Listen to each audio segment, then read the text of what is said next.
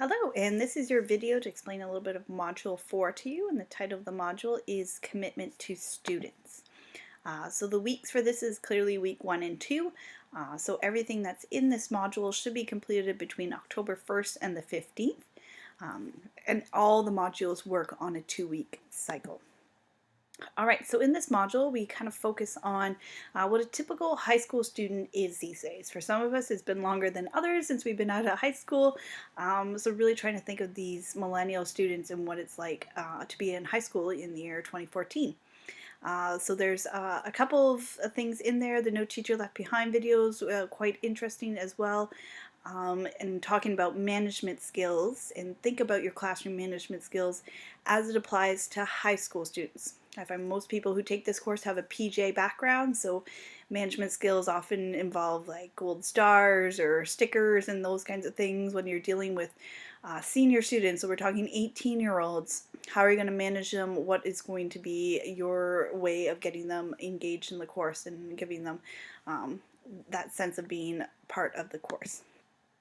There is also an opportunity to create an avatar of what a typical high school student is.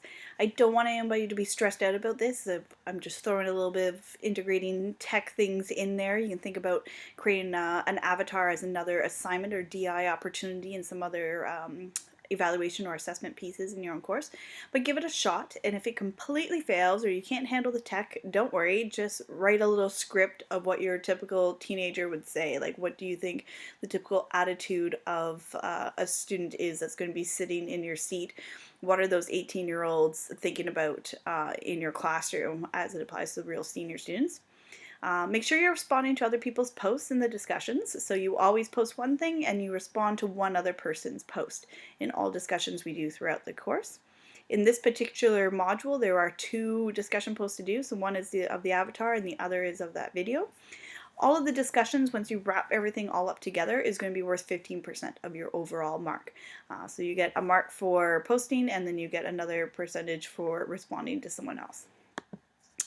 Then the actual assignment that goes with this module is called Engaging the Senior Social Science Student. So it has an actual official due date of the 15th, whereas the discussions kind of roam throughout those 2 weeks and is a little bit more fluent. So the idea is to actually crack open that curriculum document and read those first few pages. What did they want you to really keep in mind as you work through this document and try and teach social sciences in the 21st century? Because this document has just been released. It's only really in the first year being implemented.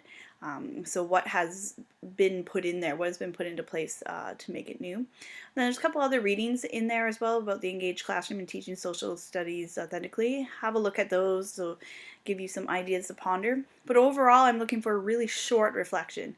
I've put under 500 words, but you can go even shorter if you want. And then I give you some topics to kind of think about. They're not necessarily to answer in order. You can kind of answer it all together within a paragraph or put your own thoughts together. But how does social science attempt to reach the adolescent learner? Why is it so important to them? And really understand what a millennial is looking for out of life and at this stage in their life as a teenager. Why does the social sciences really speak to them? How can social science generate more engaged time? So that means it's not just textbook writing kind of courses. What is about these courses that makes them more engaging? And how does social science courses effectively meet the needs of various learners? So why are these courses so well designed to be for any student at any level at any point in time? What is particular about these? And think of the overall topics that they have there, not just the way that they have them streamed out as well. All right, so that is in a nutshell what we're looking at for Module 4. Again, email me anytime if you have questions. Thanks so much.